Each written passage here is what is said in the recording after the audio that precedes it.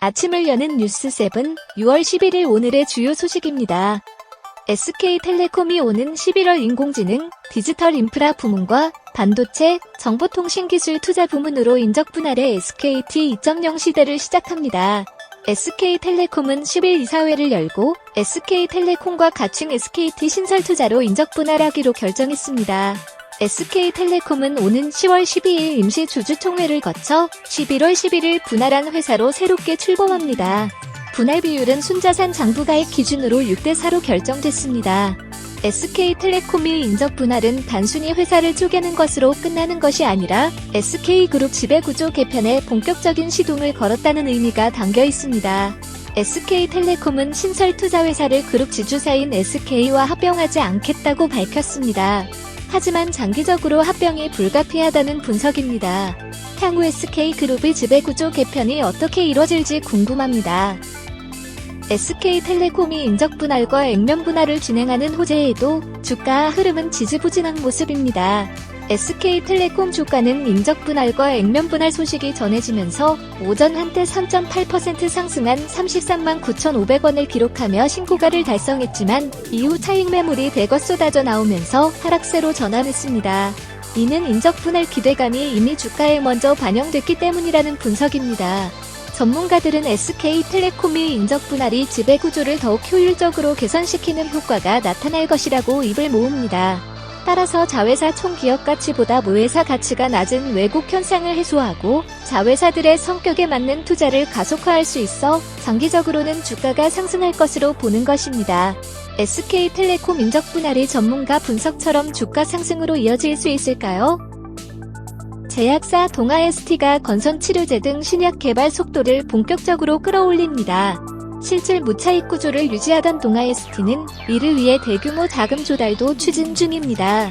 동아ST는 올해 1분기 말 기준 총차입금 2,068억 원 대비 현금, 장단기 금융상품 규모가 2,105억 원으로 웃돌아 실질적 무차입 재무구조를 나타내고 있습니다. 하지만 예정된 대규모 투자를 위해서는 일정 부분 차입 확대가 불가피하다는 판단으로 최근 1,000억 원 규모 전환사채 발행을 추진하고 있습니다. 신약 개발의 성공에 건강한 삶을 지원하고 동원ST도 수익성을 개선하길 응원합니다.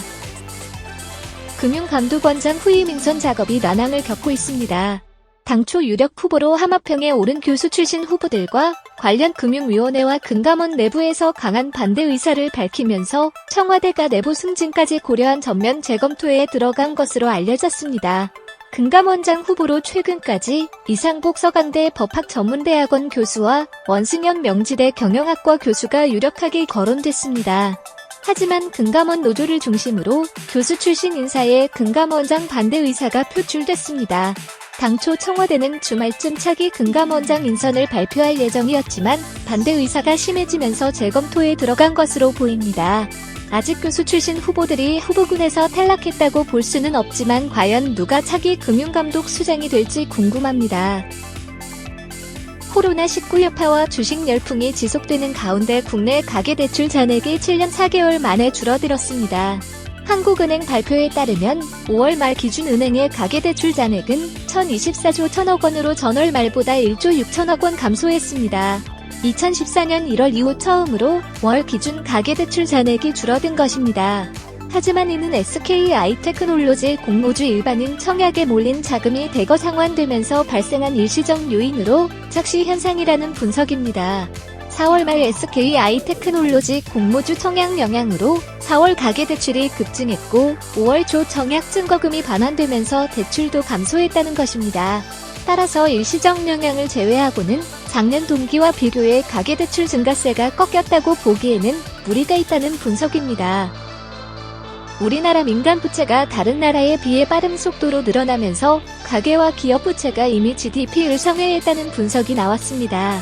한국경제연구원은 BIS와 OECD 통계를 활용해 2016년 말부터 작년 말까지 최근 5년간 한국 민간부채 추이를 분석한 결과 가계부채의 GDP 비중은 87.3%에서 103.8%로 5년 만에 16.5%포인트 증가했습니다. 기업 부채의 GDP 비중도 2016년 말 94.4%에서 2020년 말 111.1%로 16.7%포인트 증가했습니다. 이는 전 세계 및 G5 국가에 비해 매우 빠른 속도입니다. 특히 가계부채는 소득보다 빠르게 늘어나 상환 능력마저 크게 취약해진 것으로 조사됐습니다.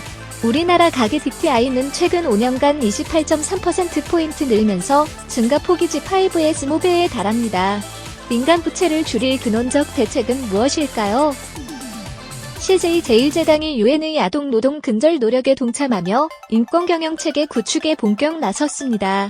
이는 CJ제일제당 이사회 내에 지속가능 경영위원을 첫 심의 안건 중 하나로 임직원은 물론 자회사와 협력사의 인권 리스크를 선제적으로 파악, 개선함으로써 지속가능 경영의 토대를 다져나가겠다는 방침입니다. 그 일환으로 CJ제일제당은 유엔이 정한 2021 아동 노동 철폐의 해를 맞아 유엔 전문기구인 국제노동기구의 아동 노동 근절 행동사약에 동참했습니다. 글로벌 식품, 바이오 기업으로서 모든 이해관계자의 인권을 존중하는 ESG 경영을 추구하겠다는 취지입니다. CJ제일제당의 아동 인권 경영을 응원합니다.